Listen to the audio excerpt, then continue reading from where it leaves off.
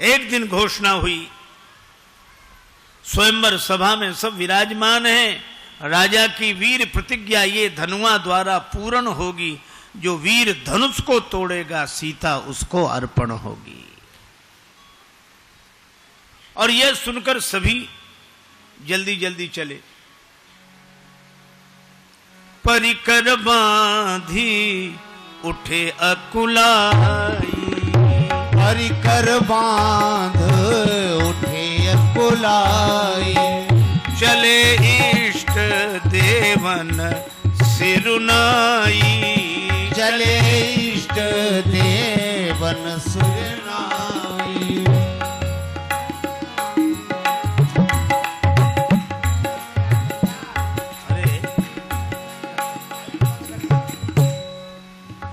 चले इष्ट देवन सिरुनाई, चले इष्ट देवन सिरुनाई।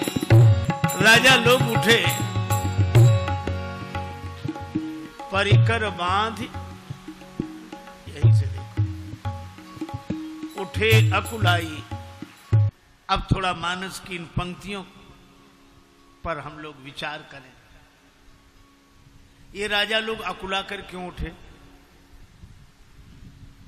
कि कहीं कोई हमसे पहले जाके धनुष न तोड़ दे, इसलिए जल्दी जल्दी जाने, कमर कसी अकुला कर चले। और जो काम सबसे पहले करना चाहिए वो बाद में किया, इष्ट देवन सिरुनाई। और इष्ट देवताओं को पहले प्रणाम करना चाहिए, पर बाद में। एक सज्जन कह रहे थे कि इष्ट देवों ने इनकी प्रार्थना सुनी क्यों नहीं? का इष्ट देव भी मजबूर हैं। मान लो अनेक राजा इकट्ठे हैं, उनमें 100 राजा ऐसे हैं जो गणेश जी के भक्त हैं, तो एक राजा जा रहा धनुष तोड़ने, वो कह रहा हे गणेश जी महाराज हमसे धनुष तोड़वाना, तो सभा में बैठे हुए 99 कह रहे हैं गणेश जी महाराज इससे धनुष मत तोड़वाना, नहीं हम क्या तोड़ेंगे। अब गणेश जी के साथ बड़ी समस्या कि वो एक की सुने कि 99 की सुने। अच्छा, मजे की बात यह कि जिससे धनुष नहीं टूटता था वो भी 99 में शामिल हो जाता था। वो कहता था हमसे धनुष नहीं तोड़वाया तो कोई बात नहीं, लेकिन अब इससे मत तोड़वाना, नहीं हमारी बड़ी हंसी होगी। बोलो,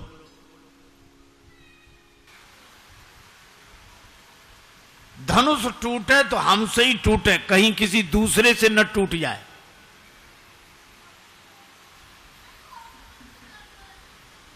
पर किसी से धनुष हिला भी नहीं, तो ये इकट्ठे हो गए। इकट्ठे कितने हुए? 10,000 राजा इकट्ठे हुए। अच्छा, अब जरा विचार करना आप, 10,000 राजा ये इकट्ठे हुए कि एक हैं? देखो, इकट्ठे होना अलग बात है, एक होना अलग बात है। मान लो 10,000 राजा मिलकर धनुष तोड़ देते तो विवाह किसका होता? विवाह तो किसी एक का ही होता कि नहीं? तो इन 10,000 राजाओं से कोई पूछे कि वो एक कौन होगा, तो 10,000 राजा बोले हमने पहले ही निश्चय कर रखा है कि पहले तो मिलके धनुष तोड़ दो, फिर आपस में लड़ेंगे, जो जीत जाएगा उसी का होगा। अब आप विचार करो, जिन्होंने पहले ही ये निश्चय कर रखा हो कि बाद में तो लड़ना ही है, ऐसे संगठन से समाज का कल्याण होगा? ये इकट्ठे हैं, एक नहीं। और मैं कहता हूं कि भगवान की कथा में हम लोग इकट्ठे होकर आए हैं, और जब भगवान की कथा सुनकर जाएं तो एक होकर लौटें, यही सत्संग की सार्थकता है। हम इकट्ठे होकर तो आए हैं और एक होकर लौटे।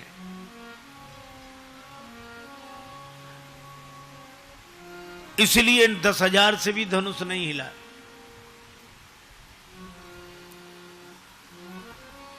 तब वयोवृद्ध, देखो राम कथा तो दर्पण है, प्रत्येक युग का सत्य दिखाई देता है। वयोवृद्ध महाराज जनक ने देखा कि समाज की समस्या का समाधान जब युवा शक्ति जागृत होगी तब होगा।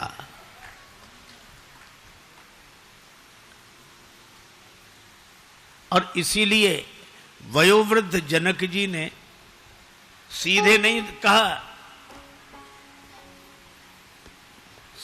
नहीं कहा, बल्कि घुमावदार ढंग से बोले, बस बस हो गया, बंद करो ये। अब जनी को माखे भटमानी, कोई अभिमान न करे कि हम वीर हैं, हमने समझ लिया वीर विहीन मही में जानी। पृथ्वी वीरों से रहित हो गई।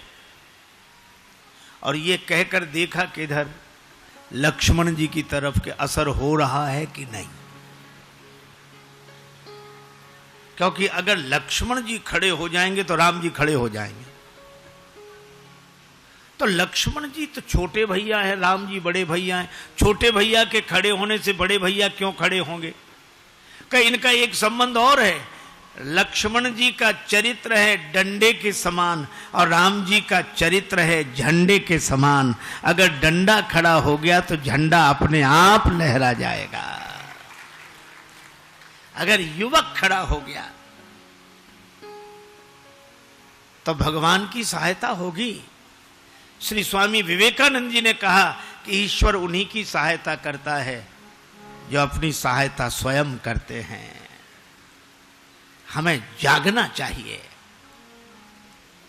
और जनक जी ने कहा कोई अभिमान न करे कि हम वीर हैं, और जिसके लिए कहा उसकी तरफ देखा। अब जनी को माखे भटमानी, लेकिन हा लक्ष्मण जी पर असर हुआ। कैसे? जनक जी कह रहे थे अब जनी को माखे भटमानी, और लक्ष्मण जी ने क्या कहा? क्यों न करे अभिमान, हम करते हैं। माखे लखन,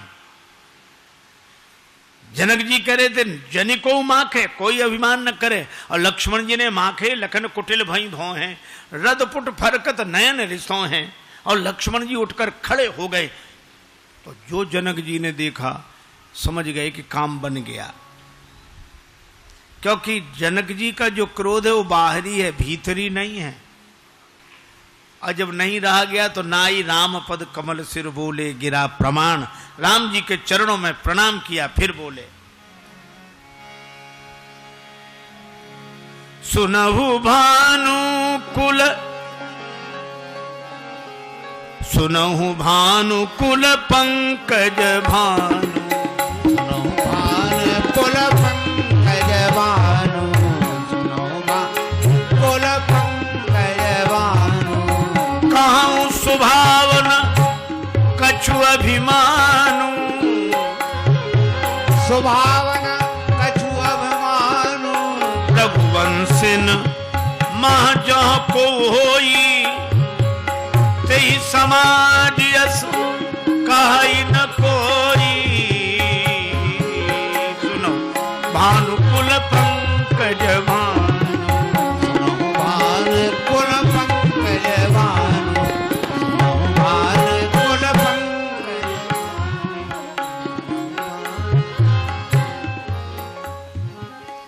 हे राम जी, रघुवंशी वीरों में जहां कोई एक बैठा होता है कोई ऐसे नहीं बोलता, कहीं जनक जैसा अनुचित बानी। इन जनक ने ऐसी अनुचित बात कही है। राम जी ने कहा कि तुम कौन सी उचित बात कह रहे हो? जनक जी वयोवृद्ध हैं, और वयोवृद्ध का जवाब विश्वामित्र जी देते, गुरु जी देते तो ठीक लगता, पर तुम बालक होकर। और जनक जी, लक्ष्मण जी ने कहा यहां वृद्ध और युवक की बात नहीं, लोक कल्याण के कार्य में जहां जिसकी भूमिका है वही बोले तब बात ठीक रहती है।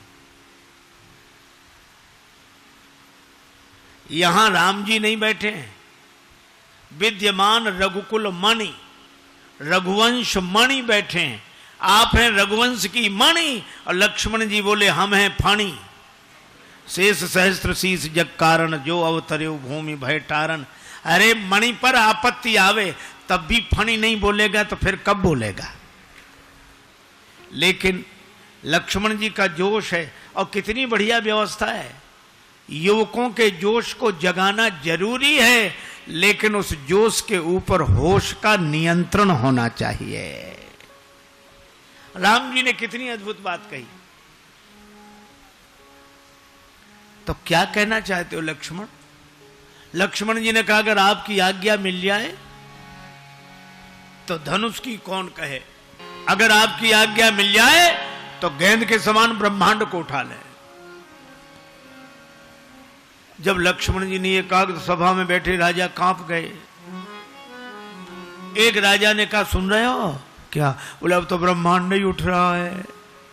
तो दूसरा राजा बोला अपना क्या होगा? तीसरा बोला जो सबका होगा सब अपना होगा, कौन ब्रह्मांड में अपना अकेले ही उठेंगे। तब तक लक्ष्मण जी कुछ कह रहे थे। एक राजा बोला हमने पहले ही कही थी कि घर चलो, तुम ही बैठे रहे यहां तमाशा देखने। और जनक जी भी कह रहे थे तजऊ आज आस निज निज गृह जाहू। चौथा राजा बोला क्यों रे तेरा घर कोई ब्रह्मांड से बाहर है। पांचवा बोला यहां तो सब इकट्ठे हैं।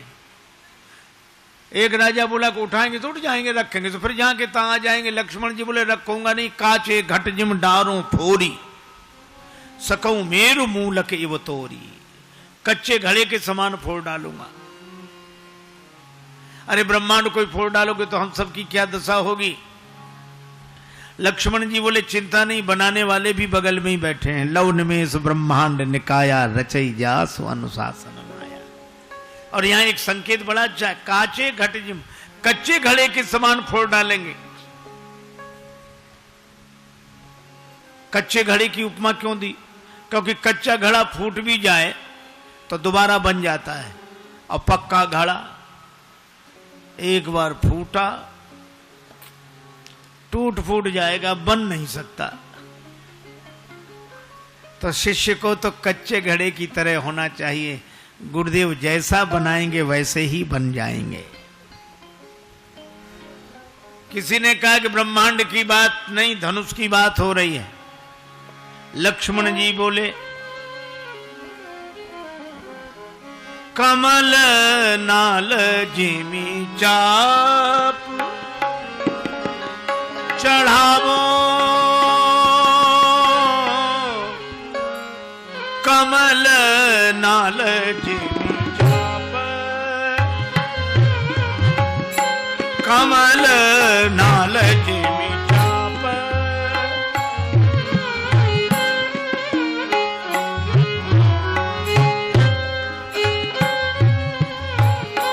कमल नाल जिमी चाप,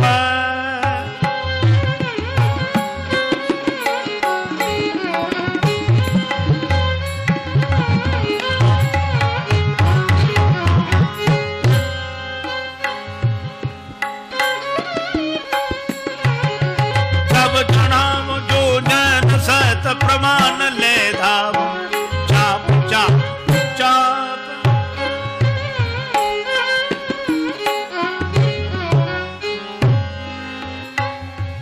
कमलनाल की तरह धनुष को चढ़ाकर 100 योजन तक ले जाऊं, छत्रक दंड की तरह तोड़ डालूं। इतनी शक्ति है। लक्ष्मण जी बोले हमने कब कहा कि हम में इतनी शक्ति है। अच्छा शक्ति है नहीं तो इतने बड़े बड़े काम कैसे करोगे? ये तो निराशा की बात हुई। एक आदमी अपनी घोड़ी की तारीफ करता था कि महाराज ऐसे चलती है, हवा से बातें करे, रंग तो देखते ही रह जाओ, कान ऐसे मिले, उसमें गुण ही गुण, गुण ही गुण, कमी सिर्फ एक। कौन सी कमी? तो धीरे से कहता मर गई। तो इतने गुणों का क्या मतलब रहा? लक्ष्मण जी कहते ये भी करेंगे, ये भी करेंगे, ये भी करेंगे, ताकत है? बोले बिल्कुल नहीं। फिर करोगे कैसे? लक्ष्मण जी ने कहा तोरों छत्रक दंड जिम तव प्रताप बलनाथ। आपके बल पर, आपके प्रभाव के बल पर प्रताप आपका होगा और काम हमारा होगा। एक महात्मा कहते थे घी मिर्च मसाला तेरा, फिर देख तमाशा मेरा। युवकों में ऐसा ही उत्साह होना चाहिए कि आपकी कृपा के बल पर हम ऐसा पुरुषार्थ करके दिखाएंगे। तोरों छत्रक दंड जिम तव प्रताप बलनाथ, और जो न करो प्रभु पद शपथ कर न धरो धनुभात, हाथ में धनुष बाण नहीं रखूंगा। और लक्ष्मण जी जब बोले तो धरती हिल गई। लखन सकोप वचन जब बोले डगमगान मही दिग्गज डोले। और जब धरती हिल गई तो राम जी ने कहा सौमित्र लक्ष्मण शांत शांत, तुम्हारे बोलने से धरती हिल रही है और धरती के हिलने से सब हिल रहे हैं। तुम्हारे बोलने से धरती हिल रही है और धरती के हिलने से सब हिल रहे हैं।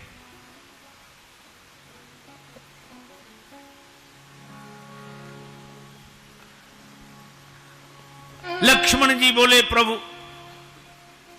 सब तो हिल रहे हैं लेकिन अभी दो नहीं हिल रहे हैं। दो कौन नहीं हिल रहे हैं?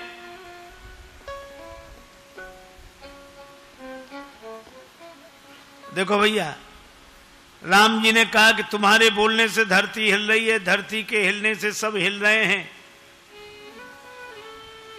लक्ष्मण जी ने कहा कि दो नहीं हिल रहे हैं अभी भी। कहा कौन? बोले एक धनुष और दूसरे आप।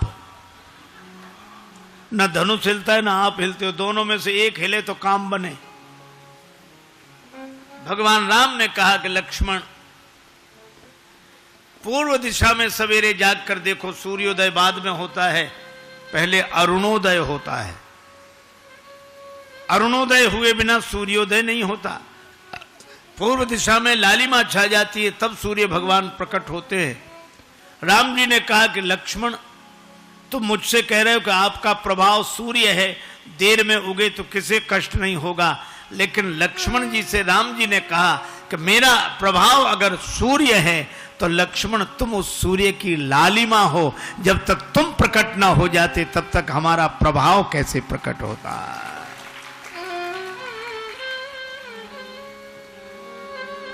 और मानो लक्ष्मण जी ऐसे युवक हैं जो लालिमा की तरह है, और जब लालिमा प्रकट होती है तभी राष्ट्र का अरुणोदय होता है। और जब ऐसा समय देखा विश्वामित्र जी ने, तब तुलसीदास जी कहते हैं अगर राम जी धनुष तोड़ दो। अब राम जी ने जो सुना, न हर्ष है न विषाद है, सुन गुरु वचन चरण सिरनावा, हरस विषाद न कछूर आवा। क्योंकि राम जी जानते धनुष टूट गया, गुरु जी के निश्चय में तो टूट गया और गुरु जी के संकल्प में टूट गया। अब मुझे तो केवल जाकर हाथ लगाना है। और मुझे लगता है कि कार्य करने वाले युवकों में यही भावना होनी चाहिए कि हमें तो हाथ लगाना है। राम जी चले, और कैसे जा रहे हैं? सहज ही चले सकल जग स्वामी, मनहु मंजुबर कुंजर गामी। मत वाले हाथी की तरह झूमते हुए जा रहे हैं, हाथी की तरह है? जानकी जी सबसे प्रार्थना करती हैं, हे शंकर भगवान धनुष आपका है, हे भवानी माता आशीर्वाद आपका है, हो प्रसन्न महेश भवानी। हे गणेश जी महाराज आप विघ्न दूर करने वाले हो, गणनायक वरदायक देवा। क्या करे? गणेश जी से जानकी माता बोली इस धनुष का वजन कम कर दो। गणेश जी बोले इस काम के लिए हम ही मिले थे, हमारा ही वजन कौन सा कम है। गणेश जी का वजन कौन सा कम है?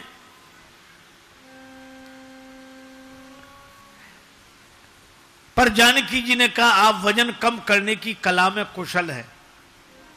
जितने तुंदिल स्थूल काय आप देखते हैं, अगर वजन उसी माप से होता तो बेचारे चूहे की क्या हालत होती जो आपका वाहन है। और बात कितनी बढ़िया है, हमारे यहां प्रथम पूज्य उसे कहा गया कि छोटे से छोटा व्यक्ति भी जिसका वजन उठा ले,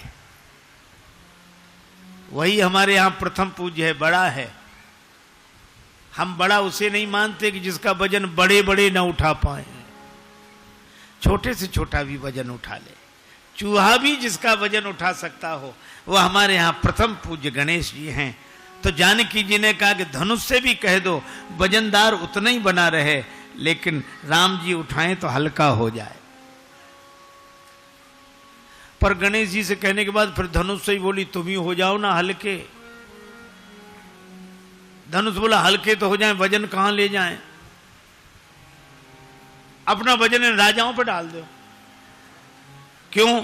तुम वजनदार हो, इसलिए तुम हिल नहीं रहे हो।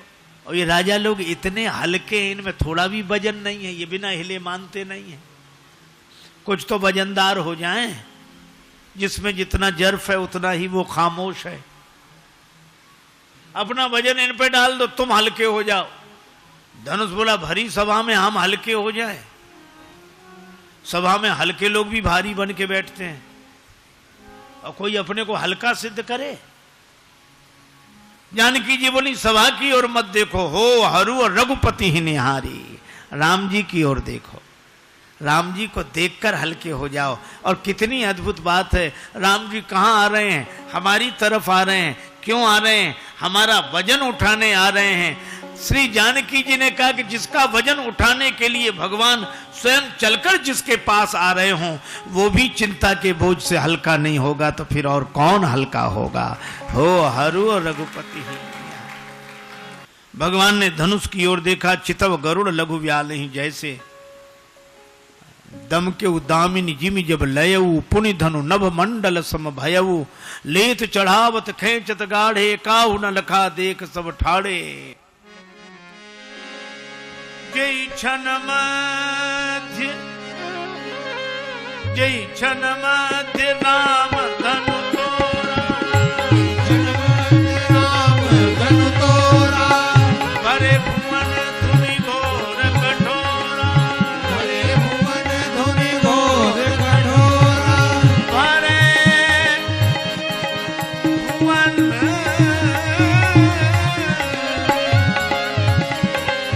भरे भुवन धुनि घोर कठोरा। भरे भुवन धुनि घोर कठोरा। धनुष उठ कैसे गया? गुरु ही प्रणाम मन ही मन कीन्हा। अति लाघव उठाए धनु लीना। लाघव उठाय धनु लीना। तम क्यों दामिनी जिमि जब लयऊ। दम के उदामिनी जिमि जब लयऊ। पुनि धनु नभ मंडल सम भयऊ। पुनि धनु नभ मंडल सम भयऊ। लेत चढ़ावत खेचत गाढ़े। चढ़ावत खेचत गाढ़े। काहु न लखा देख सब ठाड़े। काहु न लखा देख सब ठाड़े। जय छन मध्य राम धनु तोरा। जय जन्माद्य राम धनु तोरा। भरे भुवन धुनि घोर कठोरा। हरे भुवन धुनि घोर कठोरा। घोर कठोरा धुनि घोर कठोरा। घोर कठोरा।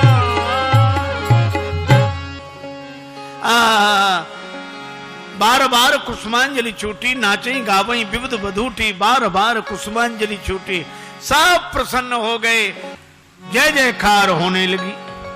सभी प्रसन्न हुए धनुष के टूटने से, पर किसी ने धनुष से कहा धनुष तुम दुखी हुए होगे, जुड़े हुए थे आज तोड़ दिए गए। धनुष ने कहा अच्छा रहा कि हम तोड़ दिए गए। क्यों? धनुष बोला जब हम जुड़े थे तो दूसरों को तोड़ते थे, अच्छा बोलो धनुष जुड़ा रहेगा, उस पर से बाण चलेगा तो दूसरे टूटेंगे कि नहीं? धनुष बोला हम जुड़े थे तो दूसरों को तोड़ते थे, और आज टूटे हैं तो दो को जोड़कर टूटे हैं, इसलिए हमारा टूटना अच्छा है। अहंकार जब जुड़ता है तो समाज टूटता है, अहंकार जब टूटता है तो समाज जुड़ता है। अच्छा आपने देखा धनुष से किसी ने कहा कि बड़े बड़े राजा तुम्हें उठाने आए, तब नहीं उठे, नन्हे से राजकुमार राम जी के हाथों उठ गए। धनुष ने कहा कि हम उठे भी तो राम जी के हाथों में उठे, अर्थात अगर अपनी उन्नति हो तो उन्नति के पीछे भगवान का हाथ देखे। बोले ऐसा उठना किस काम का कि गिर गए? बोले गिरे भी तो राम जी के चरणों में गिरे। गिरना हो तो राम जी के चरणों में गिरो, और अगर उत्थान हो तो भगवान की कृपा का हाथ देखो। लेकिन भगवान ने तुम्हें ऊपर उठाकर नीचे क्यों गिराया? भगवान हमें मुक्ति दे रहे थे ऊपर उठाकर, लेकिन मैंने कहा मैं इतने दिन मिथिला में रहा हूं, मुझे मुक्ति नहीं, भक्ति चाहिए। भगवान ने कहा भक्ति चाहिए तो चरणों में ही रहो। तो तुम्हारे दो टुकड़े क्यों कर दिए? बोले चरण भी तो दो हैं, और बिना द्वैत भाव के भक्ति कैसे हो सकती है? जिस में अकड़ थी वो कोदंड का दंड टूट गया, और जिसमें नम्रता थी वो रस्सी बच गई। श्री जानकी जी जयमाल लेकर आई। श्री सीता जी से कहा कि इन्हें जयमाल पहनाओ। श्री सीता जी ने माला उठाई, सुनत जुगल कर माल उठाई, पर प्रेम विवश पहिराई न जाई। श्री जानकी जी जयमाला पहना नहीं पा रही हैं, प्रेम में अत्यधिक विवश हैं, प्रेम ने बेवल कर दिया है।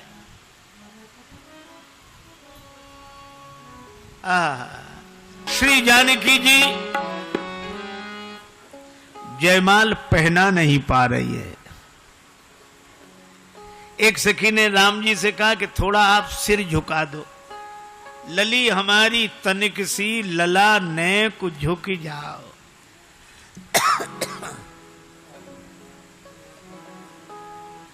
हमारे राम जी बड़े सरल हैं, तुरंत सिर झुकाने लगे। एक सखी बोली बहन गजब हो गया, आज तक किसी रघुवंशी वीर का सिर भरी सभा में झुकाओ ऐसा सुना भी नहीं गया, आज तो देख रहे हैं कि झुक रहा है।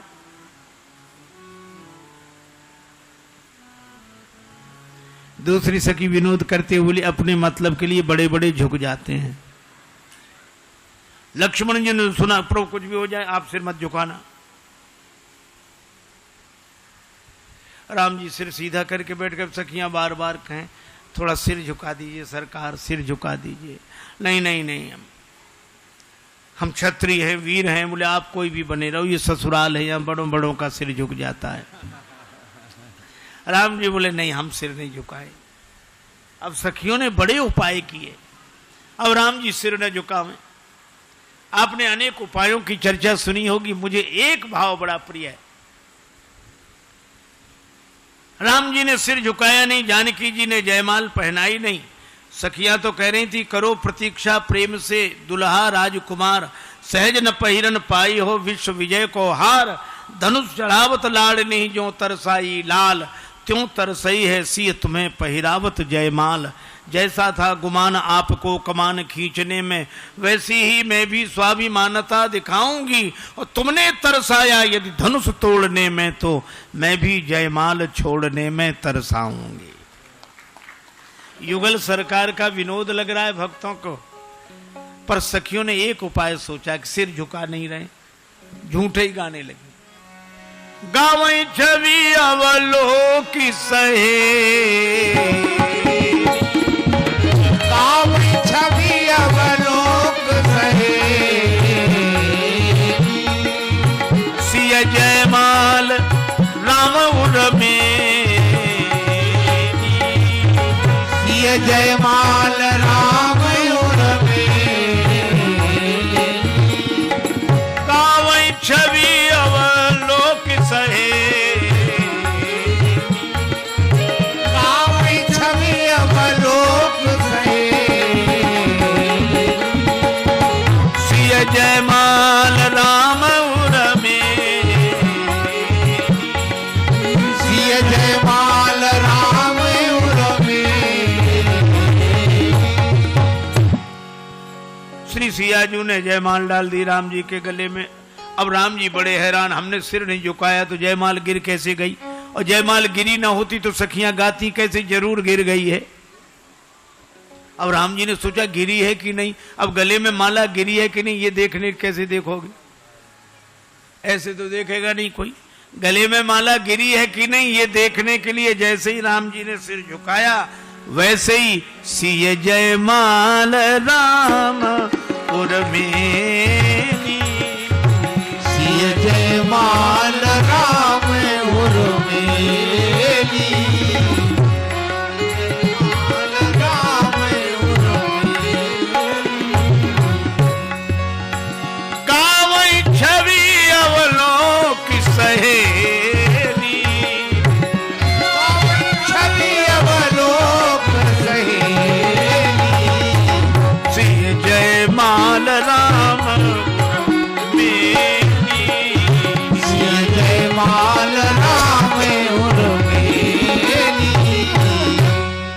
जयमाल गिर गई, जय जयकार हुई। कोई कहे धन्य है श्री जानकी जी, कोई कहे धन्य है श्री राम जी, लेकिन जनकपुर वासी कहते न सीता जी धन्य न राम जी धन्य, धन्य तो हम लोग हैं। हम सब सकल सुकृत के राशि, भय जग जनमी जनकपुर वासी। राम जी को सीता जी मिल गई हैं, पर राम जी को राम जी नहीं मिले। सीता जी को राम जी मिल गए, पर सीता जी को सीता जी नहीं मिली। पर हमें तो युगल सरकार का दर्शन हो रहा है। भगवान श्री सीता राम जी हमारे हृदय में रहें, यही इस कथा का उद्देश्य है। हरि व्यापक सर्वत्र समाना, प्रेम ते प्रगट हो ही मैं जाना। इसी के साथ यह वाक्य पुष्पांजलि भगवान श्री सीता राम जी के चरण कमलों में अर्पित करते हुए चर्चा को विराम।